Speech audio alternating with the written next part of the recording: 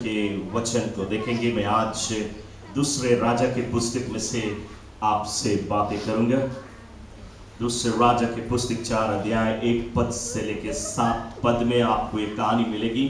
हमें कहानी पढ़ेगा नहीं, आप घर पे जाके जरूर पढ़ लेना। हालेलुया। मेरा वचन के शीर्षक है God blesses the empty vessel. God blesses the empty vessel. परमेश्वर खाली बर्तन पे अपना आशीष उंडेलता है। परमेश्वर खाली कंटेनर में अपना आशीष उंडेलता है। चर्च, मैं आज आपसे पूछना चाहूंगा कि आपके जीवन में आशीष की जरूरत है? क्या आप प्रभु से आशीष पाना चाहता है? क्या आप चाहते हैं कि प्रभु आपके जीवन में आशीष उंडेले? बच्चे लोग, क्या आप चाहते हैं कि प्रभु आपको बुद्धि की आशीष दे? क्या प्रभु आपको ज्ञान की आशीष दे, विजडम दे, नॉलेज दे? कैसा आशीष की जरूरत है? आपके पास नौकरी नहीं है, एक अच्छा नौकरी की आशीष की जरूरत है?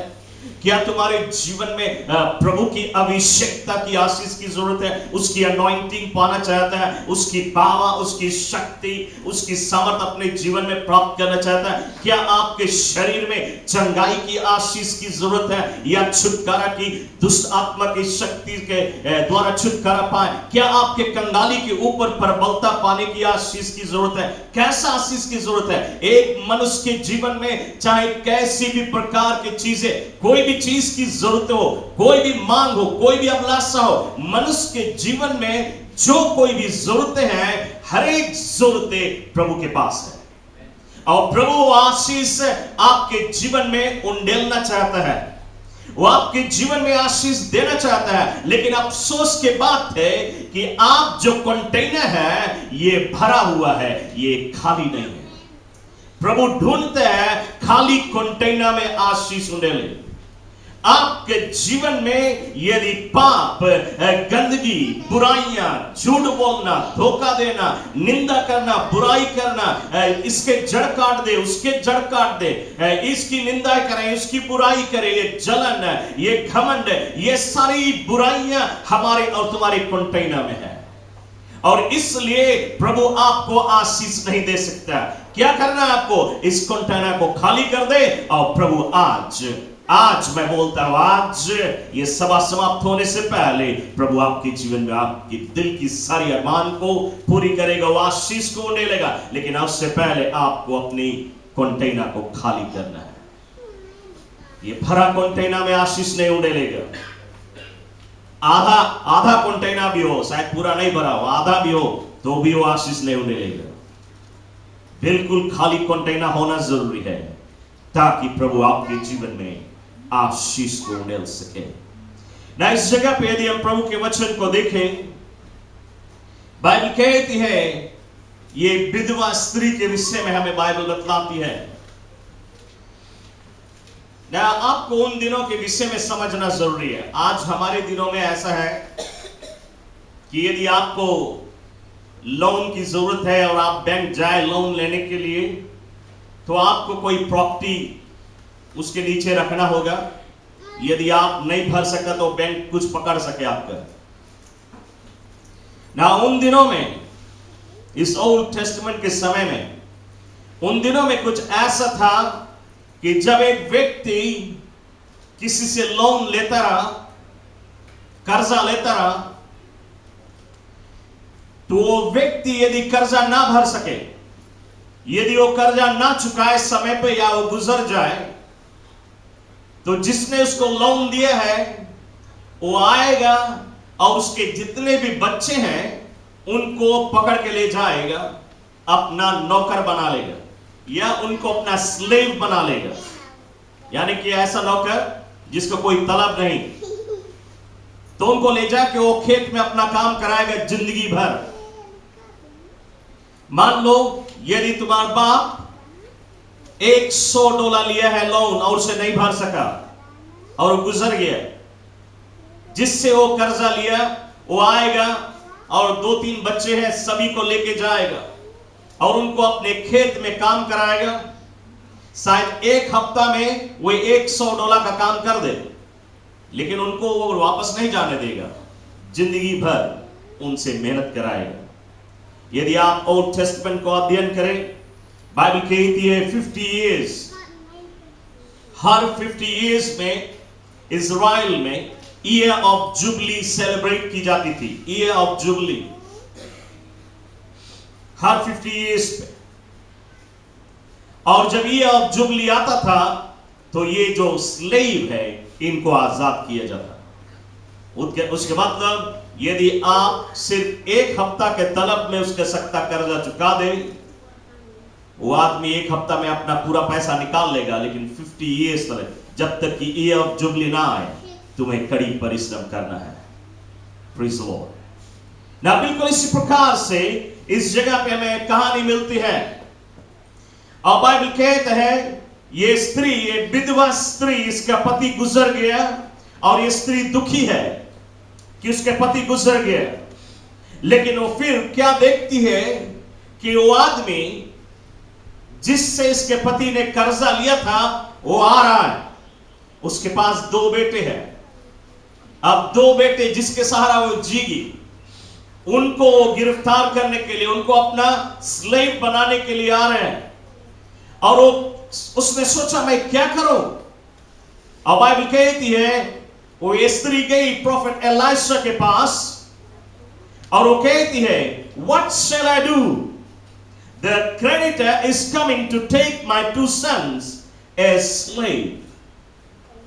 वो क्रेडिटर आ रहा है, वो आदमी आ रहा है मेरे दोनों बेटों को स्लेव बनाने के लिए। मैं क्या करूं। वो परमेश्वर के सेवक के पास गई ताकि वो परमेश्वर से सुने कि परमेश्वर उसके लिए उपाय करे। हालेलुया। आज तुम्हारे ऊपर मुसीबत आती है, समस्या आती है, तुम किसके पास जाते हो? सबसे पहले तुम किसके पास दौड़ते हो? संकट के समय में डॉक्टर के पास, आपके रोग के दूर कर देगा। इसके पास, उसके पास, इस मनुष्य के पास, उस मनुष्य के पास। ये स्त्री किसी के पास नहीं गई, वो प्रभु से सुनने के लिए गई कि प्रभु कौन सा उपाय बताए। और जब वो जाके परमेश्वर के सेवक से कहती है मैं क्या करूं, एलिशा उससे पूछते हैं हे स्त्री, तुम्हारे घर में क्या है? क्या है तुम्हारे घर में? ये स्त्री कहती है प्रभु का सेवक, मेरे घर में कुछ भी नहीं, मेरे घर में कुछ भी नहीं है, सिर्फ एक कुप्पी में, एक कुप्पी, आप समझे कुप्पी, एक कुप्पी में थोड़ा से तेल है। एक कुप्पी में सिर्फ थोड़ा से तेल है और कुछ भी नहीं। प्रभु का सेवक ने उससे कहा जा, तुम अपने पड़ोसियों के पास जा और जितना भी खाली कंटेनर है, जितना भी खाली बर्तन है उनके पास मांग लाए, और सारे घर में कंटेनर को भर दे। चाहे ड्रम हो, चाहे बाल्टी हो, चाहे थरिया हो, चाहे हंडी हो, सब मांग लाए, और फिर ये कुप्पी तेल उसमें डाले। बाइबल कहती है ये स्त्री गई जैसे प्रभु का सेवक ने कहा। अपने पड़ोसियों के घर से उसने ड्रम बटोरा, बड़ा बड़ा बाल्टी बटोरा, बड़ा बड़ा थरिया बटोरा, बड़ा बड़ा हंडी बटोरा, अपने घर के अंदर में से बिछा दिया, और अपने दोनों बेटे को लेके दरवाजा बंद कर दिया, और ये छोटा सा कुप्पी, उसमें से वो ड्रम में तेल डाल रही है, और वो तेल डाल रही है, वो ड्रम भर गया, कुप्पी में तेल नहीं खत्म हुआ। दूसरा ड्रम भर रही है, तीसरा ड्रम भर रही है, चौथा बाल्टी भर रही है, सभी हंडी और थरिया भर रही है। और जब वो आखिरी बाल्टी भर रही थी, उसने अपने बेटे से कहा बेटा दूसरा बाल्टी ले आ। ये बेटा कहता है मां और एक को बाल्टी नहीं है, और एक को बर्तन नहीं है, और एक को खाली बर्तन नहीं है, और जैसे उसने जवाब दिया कि और एक को बर्तन बचा ही नहीं, सब कुछ भर गए हैं, वो कुप्पी का तेल बंद हो गया। Praise the Lord. चर्च में आपको ये बताना चाहता हूं, स्वर्ग में आपके जीवन की सारी आवश्यकता है। आपके जीवन में जितना भी नीड्स है, जितनी भी जरूरतें हैं, स्वर्ग में सब कुछ है। चाहे वो कितना भी उंडेल तुम्हारे ऊपर, कितना भी आशीष उंडेले, वो कभी खत्म नहीं होगा। कब ये कुप्पी का तेल खत्म हुआ? जब उनके पास खाली बर्तन नहीं रहे। जब तक हमारे और तुम्हारे पास खाली बर्तन है, हमारा कटोरा भर के उमड़ाएगा। जब तक खाली बर्तन है। लेकिन यदि खाली बर्तन ना रहे तो स्वर्ग का आशीष भी बंद हो जाए। Praise the Lord. मैं आपको बतलाना चाहता हूं, ये जो खाली बर्तन हम कहते हैं, ये खाली बर्तन और कोई नहीं, हम और तुम हैं। यदि हम और तुम खाली हो जाए, अपने आप को खाली कर दे, तो परमेश्वर इसमें अपना आशीष को उंडे लेगा। हमारे जीवन की सारी जरूरतों को उंडे लेगा। हमारे मिरेकल खाली बर्तन में है। हमारी चंगाई खाली बर्तन में है। हमारा डिलीवरेंस खाली बर्तन में है। हमारा प्रॉस्पेरिटी, हमारा अच्छा नौकरी खाली बर्तन में। हमारे कोई भी मिरेकल की नीड, हमारे कोई भी मिरेकल की जरूरतें हैं, वो खाली बर्तन में। लेकिन आज हमें और तुम्हें क्यों नहीं मिलता है? क्यों हमें और तुम्हें हमारे जीवन की मांग पूरी नहीं होती है? क्यों प्रभु हमारी जीवन की आवश्यकताओं को पूरी नहीं करता है? क्योंकि हम खाली नहीं, हम भरे हुए। पाप का कटोरा भर चुका है, वो उमड़ा रहा है। तो प्रभु कहां से आशीष उंडेलेगा? प्रभु आशीष उंडेलना चाहता है, लेकिन वो आशीष उंडेल नहीं सकता है, क्योंकि हम और तुम खाली नहीं। चर्च, एक मां एक सीसी में आधा सीसी दूध, 3 हफ्ता का, 3 हफ्ता पुराना दूध आधा सीसी में है। क्या वो मां नया दूध को घोर के उसी में डाल के अपने बच्चे को दे देगी पिए के लिए? आधा सीसी है, बदबू आ रही है उसमें से। क्या मां उसमें नया दूध डाल के और अपने बच्चे को देगी पिए के लिए? बिल्कुल नहीं। क्या करेगी वो जो बदबू आ रही है, दूध फेंक देगी, गिरा देगी, उस सीसी को धोएगी, उसे माजेगी, जब तक कि उसमें की बदबू के माख हट न जाए, और तब वो नया दूध उसमें डालेगी अपने बच्चों के लिए। यदि आपका कंटेनर में आधा पाप है या पूरा पाप है, प्रभु अपना तेल नहीं डाल सकता, प्रभु अपना अनॉइंटिंग नहीं डाल सकता, प्रभु आपका मिरेकल नहीं डाल सकता है। आपके बर्तन को खाली करना है। यदि इस बर्तन में गांजा है, यदि इस बर्तन में हम नगोना डालते हैं, इस बर्तन में हम तंबाकू डालते हैं, इस बर्तन में हम बुराई डालते हैं, लूटमारी डालते हैं, जलन कपट को डालते हैं, व्यभिचार डालते हैं, नाइट क्लब इसमें डालते हैं, क्या प्रभु इसमें आशीष उंडेल सकता है? हम मांगते हैं प्रभु हमारी ये मांग है, प्रभु ये दे दे, वो दे दे। प्रभु को बोलता है मैं कहां पे डालूं? कहीं जगह है नहीं, खाली बर्तन की जरूरत है। चर्च, हम और तुम यदि इस बर्तन को खाली कर दे, तो प्रभु अपना आशीष उंडेल सकता है। परमेश्वर आज आशीष हमारे और तुम्हारे जीवन में उंडेलने के लिए खाली बर्तन खोजता है, खाली कंटेनर खोजता है। ह्यूमन या मनुष्य जो शब्द है, इसको लैटिन भाषा में कुछ ऐसे कहा जाता है, a spirit lives in a dead body।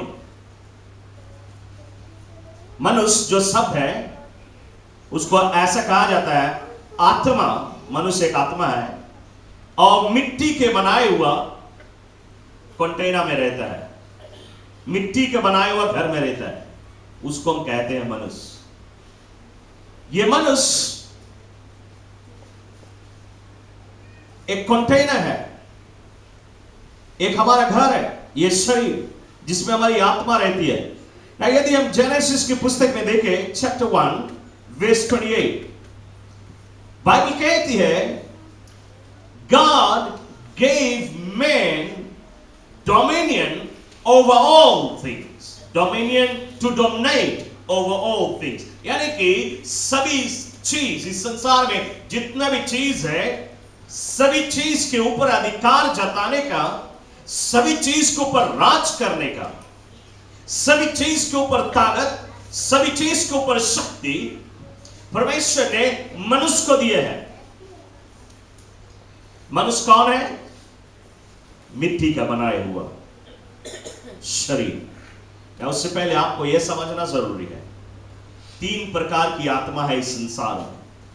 3 प्रकार की आत्मा।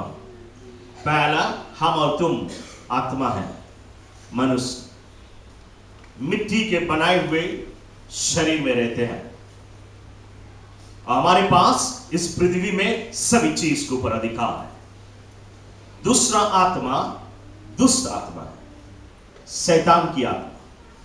शैतान की आत्मा जो है, इसके पास शरीर नहीं है, यह सिर्फ आत्मा है, हवा में रहता है। तो डोमिनियन किसको दिया है? परमेश्वर।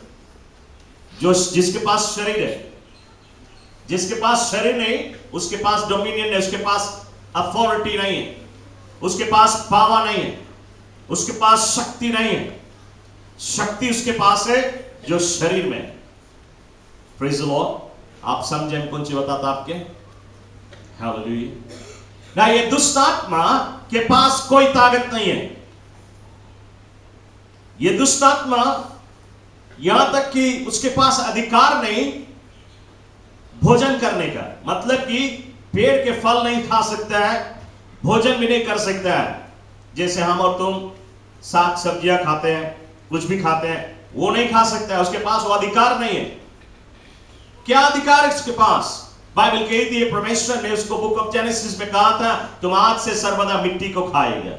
उसका एक के भोजन है मिट्टी, वो सिर्फ मिट्टी को खाता है। या उसके पास कोई अधिकार नहीं है, कोई ताकत नहीं।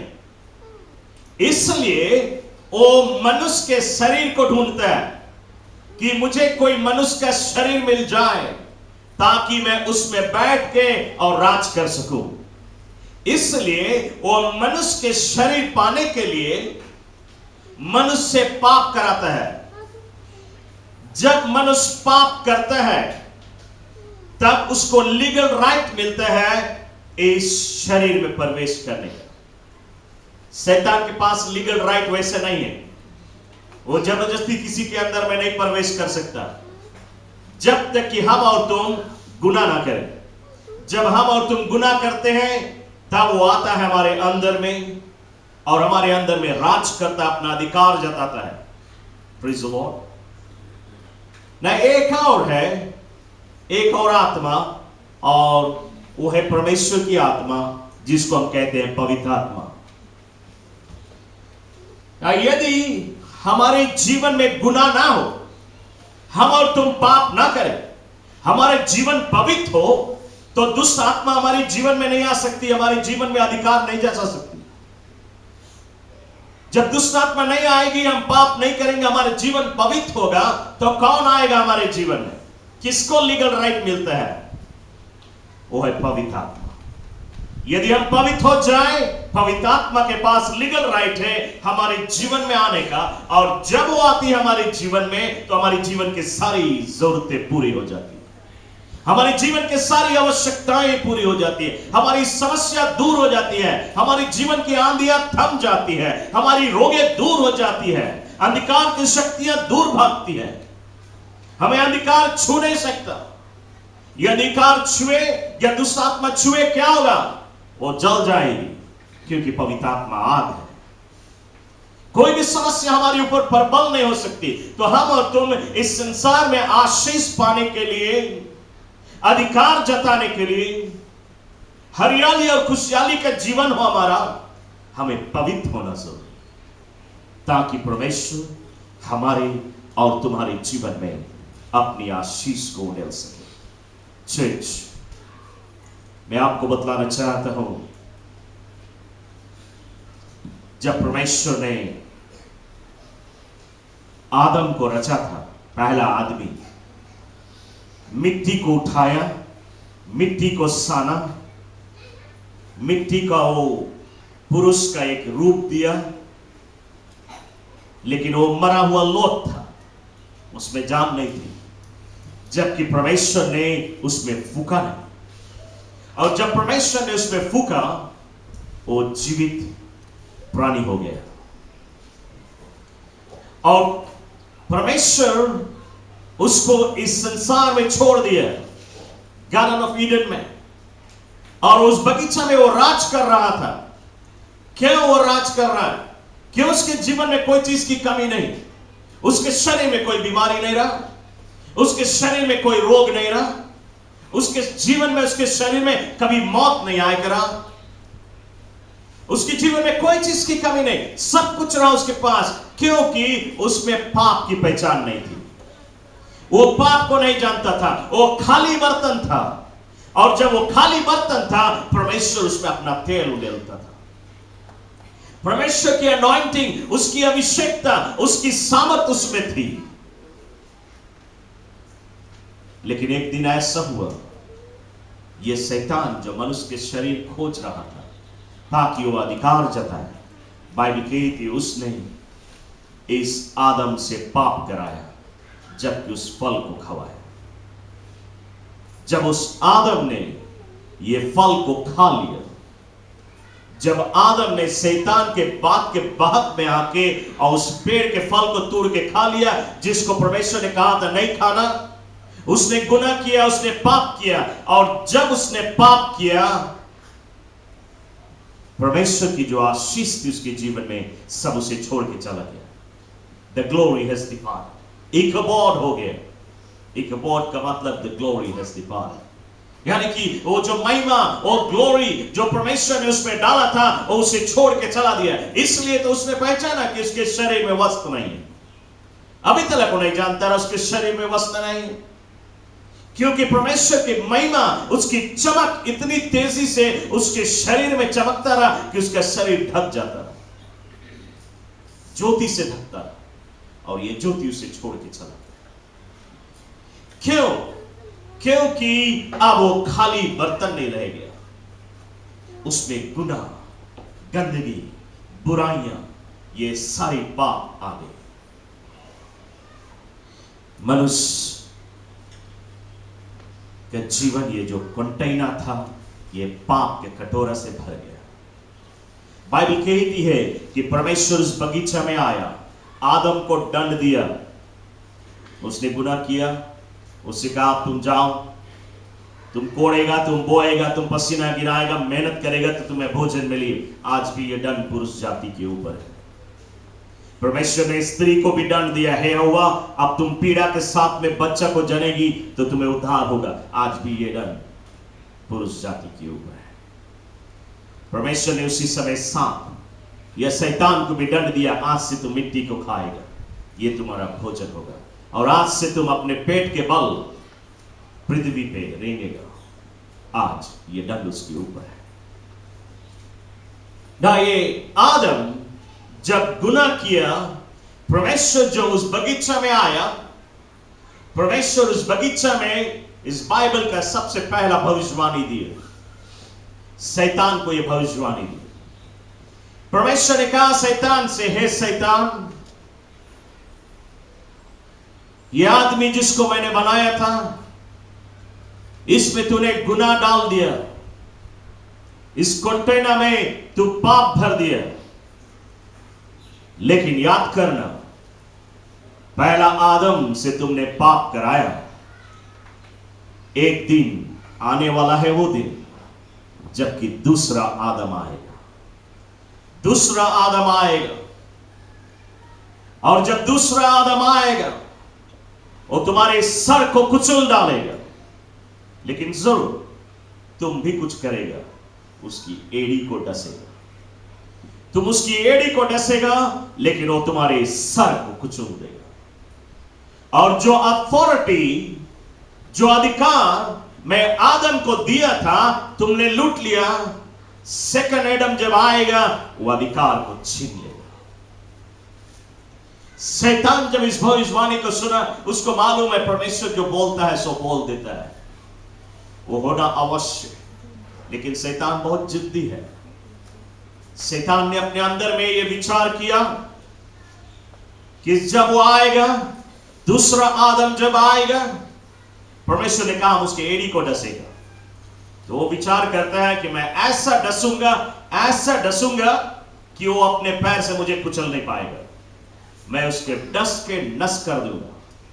और उस दिन से लेके शैतान ढूंढता रहा, खोजता रहा, आदम के बच्चे हुए, उनके बच्चों के बच्चे हुए और बच्चों के बच्चे, पूरा दुनिया भर गया। और जब भी एक बच्चा पैदा होता है, शैतान देखता है ये तो नहीं है, ये तो नहीं है दूसरा आदम, ये तो नहीं है दूसरा आदम।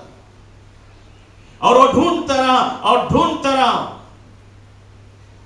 42 जनरेशन खत्म हो गया। 4000 वर्ष बीत गया, जबकि कुंवारी मरियम के द्वारा यीशु मसीह पैदा हुआ। सेकंड एडम आया इस पृथ्वी में, इसलिए उसको सेकंड एडम कहा जाता है। पहला एडम परमेश्वर अपने हाथ से बनाया था, उसके पास माता पिता इस पृथ्वी में नहीं था। सेकंड एडम यीशु मसीह, उसका भी बाप इस पृथ्वी में नहीं था। वो पवित्र आत्मा की शक्ति के द्वारा मरियम के गर्भ में पैदा हुआ, इसलिए वो सेकंड एडम। जब सेकंड एडम आया, शैतान को मालूम हो गया यही है जो मेरे सर को कुचलेगा। और शैतान योजना बना रहा है, कि हम अपना अथॉरिटी नहीं दे बनता, कि हमारा अथॉरिटी वो नहीं छीन ले, उसको मैं डस लूं, उसे मैं मार डालूं। और वो ढूंढता रहा। जब यीशु मसीह पैदा हुआ, उसने किंग हेरोड को इस्तेमाल किया कि सभी 2 साल के कम उम्र वाले बच्चों को मार डाले, ताकि ये सेकंड एडम मारा जाए। किंग हेरोड ने सभी बच्चों को मार डाला, लेकिन यीशु को मार नहीं सका, क्योंकि इससे पहले स्वर्गदूत ने उसको जेरूशलेम से बाहर निकाल दिया था।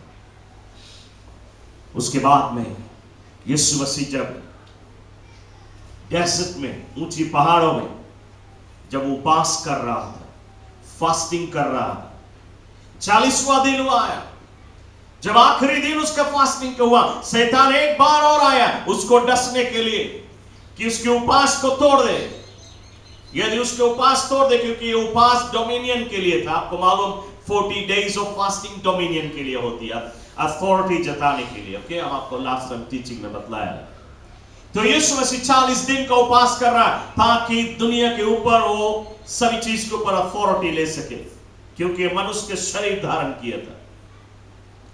तो शैतान उससे गुनाह कराने के लिए आया कि ये उपवास तोड़ दे, ताकि इसको अथॉरिटी ना मिले। लेकिन फिर वो फेल हुआ, और फिर वो ढूंढता रहा कब उसको मौका मिले यीशु को उसकी एड़ी डस के उसे नष्ट कर दे। और एक दिन शैतान को ऐसा मौका मिला, जबकि वो जूडस के अंदर में हवा 30 चांदी के सिक्के में उसके पकड़ाया, और पिलातुस को इस्तेमाल किया, अमन्नत को इस्तेमाल किया, हाई प्रीस्ट को इस्तेमाल किया यीशु को क्रॉस पे चढ़ाने के लिए। और जब यीशु मसीह को क्रॉस पे लोग चढ़ा दिए,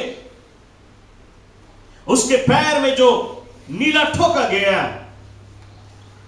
शैतान कहा यही एड़ी प्रभु ने भविष्यवाणी किया था, इसको मैं डसूंगा, और मैं इसे डस दिया।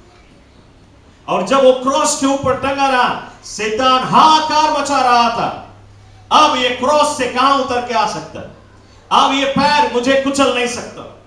परमेश्वर का पूरा भविष्यवाणी नहीं हुआ, आधा पूरा हुआ, आधा नहीं पूरा हुआ, और आधा पूरा नहीं होगा। इसलिए शैतान हाहाकार मचा रहा था, और यीशु को लोग जब क्रॉस पे मार रहे थे, शैतान आनंद और खुशी मना रहा था कि मेरा अधिकार कोई अब छीन नहीं सकता मुझसे। लोगों ने यीशु को कब्र में दफना दिया, यीशु के लोथ कब्र में था, लेकिन यीशु कब्र में नहीं था, उसका लोथ कब्र में था। बाइबल कहती है जब यीशु को कब्र में दफना दिया गया, आपको मालूम है शैतान का राज इस पृथ्वी के नीचे है, उसके किंगडम इस पृथ्वी के नीचे है, और वो अपने राज्य में सभी दुष्ट आत्मा को लेके, सभी शैतान को लेके वो जय जयकार कर रहा था, पार्टी मना रहा था, नशे में झूम रहा था। लूसीफर अपने सिंहासन के ऊपर, ऊंचे सिंहासन पे बैठा, बाकी डीमन स्पिरिट नशे में झूम रहे हैं, पार्टी मना रहे हैं कि बड़ा आया रहा परमेश्वर के पुत्र, हमने उसको क्रॉस पे टांग दिया, उसे मार डाला। और जब इस पार्टी को मना रहे थे, बाइबल कहती है यीशु मसीह इस पृथ्वी के नीचे गया और पैराडाइज में, जहां पे मरे हुए सेंट्स, पवित्र लोग, ओल्डन टाइम, ओल्ड डेज में, ओल्ड टेस्टामेंट में जो परमेश्वर के लोग मरते थे वे पृथ्वी के नीचे जाते थे। वहां पे एक जगह जिसको पैराडाइज कहता है, बाइबल कहती है यीशु ने जाके उनके बीच में गॉस्पेल प्रचार किया कि ये भविष्यवाणी पूरा करने के लिए आया। और उस गॉस्पेल को प्रचार करने के बाद में उसने शैतान के आसन पे जाके प्रवेश किया, और जब उनके शैतान के दरवाजे पे खटखटाहट की आवाज हुई, एक डीमन स्पिरिट दरवाजा खोला। ये कौन शैतान इतना देरी में आया पार्टी में? कौन है इतना देरी में आया? और जब उसने दरवाजा को खोला, उसने देखा यीशु मसीह को उस दरवाजे पे। लूसीफर अपने सिंहासन पे बैठा, जब उसने यीशु को देखा, उस सिंहासन के ऊपर से नीचे गिरा, सीधा फ्लैट जमीन पे। क्यों? बाइबल कहती है यीशु के आगे कोई ठहर नहीं सकता। हर जीव अंगीकार करेगी, हर घुटना टेकेगी, हर जुबान कहेगी यीशु ख्रिस्ट प्रभु है। लूसीफर गिरा जमीन पे, बाकी डीमन स्पिरिट सब गिर पड़े, और तब यीशु ने लूसीफर के सर को अपने पैरों तले रौंद डाला। उसके सर को पैरों तले रौंद डाला, और उसके जितना भी डीमन स्पिरिट है उनको अपने पैरों तले रौंद डाला। इसलिए उनका दिमागी हालत खराब हो गया है। Satan has suffered a mental damage. Hallelujah. आज देखिए कोई के ऊपर सवार है, पगला कर काम करे लोग, उनके दिमागी हालत खराब हो गई, क्योंकि यीशु उसके सर को कुचल दिया है। और तब यीशु ने कहा लूसीफर, मुझे दे दे वो कुंजियां, मुझे दे दे वो अधिकार, वो अथॉरिटी जो आदम से तुम गार्डन ऑफ ईडन में छीन लिया था, मुझे वापस दे दे। और फिर 3 दिन 3 रात बीतने के बाद यीशु ने कब्र के बंधन को तोड़ के और वो जीवित बाहर निकला, और आज जिंदा प्रवेश किया। और जब यीशु मसीह जीवित बाहर निकला, उसने कहा all power is given unto me, therefore I give it unto you.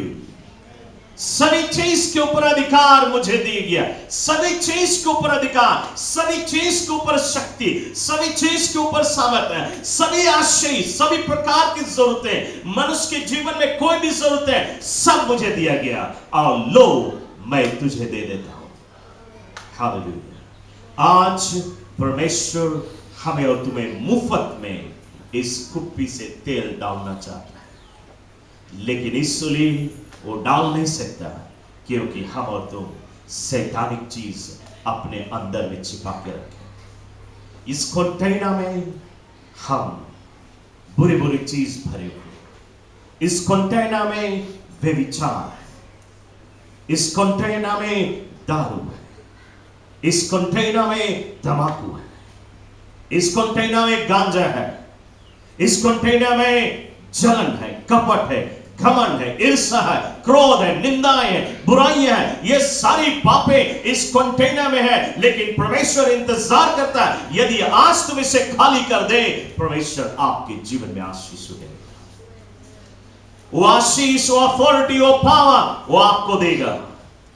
ताकि आपके जीवन में से वो अनॉइंटिंग निकले, वो अभिषेकता निकले, दुष्ट आत्मा दूर भागे, बीमारी रोगे दूर भागे, पीड़ाएं दूर हो, आपकी समस्या दूर हो, आपकी जरूरतें पूरी हो। ये सब उस कुप्पी में है और आज प्रभु आपके ऊपर उड़ना चाहता है। आज आपकी दिल की जो अरमान है, आपकी जीवन की जरूरतें हैं, वो सब आपको देना चाहता है। लेकिन उससे पहले आपको इतना ही करना है, इस कंटेनर को खाली करना। क्या आज आप तैयार हैं इस कंटेनर को खाली करने के लिए? क्या आज आप चाहेगा इस कंटेनर खाली हो जाए? आपको सिर्फ निर्णय बनाना है कि सचमुच आज से मैं दारू छोड़ रहा हूं। सचमुच रिपेंट करें, कॉन्फेस ही नहीं करें, सिर्फ कॉन्फेस नहीं करें बल्कि रिपेंट करें। रिपेंट का मतलब है पूरी रूप से मुड़ जाए। आज से मैं ये बुराई करना छोड़ रहा हूं। आज से मैं झूठ बोलना, धोखा देना, बदनाम करना छोड़ रहा हूं। आज से मैं जलन को छोड़ रहा हूं। आज से मैं घमंड को छोड़ रहा हूं। आज से मैं व्यभिचार छोड़ रहा हूं। यहां तक कि अपने दिमाग में भी पाप का एंटरटेनमेंट नहीं करे। पाप नहीं सोचेगा मन में। हालेलुया। प्रभु के आगे कबूल कर दे, प्रभु ये कमजोरी थी मेरे में, लेकिन इसको मैं आज त्यागता हूं, अपने जीवन से निकालता हूं, इसको रिनाउंस करता हूं, इसको रिजेक्ट करता हूं अपने जीवन से। यीशु की लहू मांगे कि वो आपको धो दे और साफ कर दे। यदि आप इतना कर लेगा, आप आज महसूस करेगा प्रभु की अनॉइंटिंग आप पे आएगी, उसकी आग आएगी आपके जीवन में, उसकी अभिषेकता आएगी। वो आपको अनॉइंट करेगा ताकि आप किसी के ऊपर हाथ रखे वो चंगाई पाए। वो आपको अनॉइंट करेगा, आप दुष्ट आत्मा को कास्ट आउट करें। वो आपको अनॉइंट करेगा, आपके भंडार को भरेगा। वो आपको अनॉइंट करेगा, आपका बैंक बैलेंस को ऊंच से उठाएगा। वो आपको अनॉइंट करेगा, आपकी पदवी को बढ़ाएगा, प्रमोशन देगा। वो आपको अनॉइंट करेगा, आपके जीवन में जो कोई भी मांगे उसको पूरी करेगा। वो अनॉइंटिंग आपके शरीर को चंगाई देगा, आपके रोगों को दूर करेगा। यदि आज इस बर्तन को तुम खाली कर चेच क्यों नाम से खड़े हो जाए प्रभु के उपस्थित में।